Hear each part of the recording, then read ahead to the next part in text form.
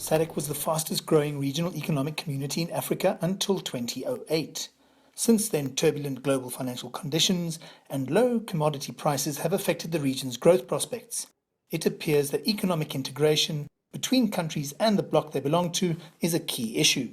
I think the problem, and I don't think it's a SADC only issue, I think it relates to all the different regs, is you're operating at two levels. So you've got the regional imperative, but then the regional blocks are made up of countries. They're a collective of countries.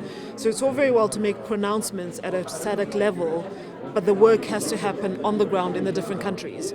But for now, it seems there's a disconnect between the planning and implementation because they're happening at two different levels. So I think the planning and implementation need to speak to each other a bit more, and that's going to happen when the national and the regional mandates are better aligned. As the SADC region continues to grow, although a little slower, sustainable job creation remains a concern. There seems to be a focus on university education, and some suggest that this is misplaced. Vocational education is seen as the lever to drive inclusive growth. The continent, for example, we have 45 million jobs. Our high school graduates with only 4 million university slots. And if you look at the jobs that we need to create in South Africa and across the region, more than 50% of those jobs do not need a university degree.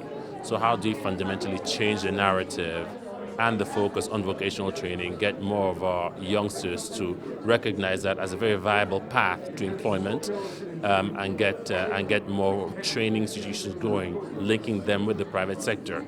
Physical infrastructure remains a key challenge to the region. It's a vital link between countries in SADC, but it goes further than that. We need to harmonize our custom policies to ensure that all these products have easy access to the oceans and they can be exported to foreign countries. There's a UNI visa. It's a visa that if a foreign national applies to come to South Africa, with that visa they can use to visit the entire SADC area. That's why we've been having a challenge. A visa has been developed, all models have been done, a lot of research has been done. The implementation has been a bit of a problem. I know there are discussions across government, even within the SADC area, to fast-track the implementation of this policy. It needs implementation, is that. It seems that part of the issue really is about communication and coordination and speaking the same language with the same objectives in mind. I'm Angelo Coppola for CCTV in Johannesburg.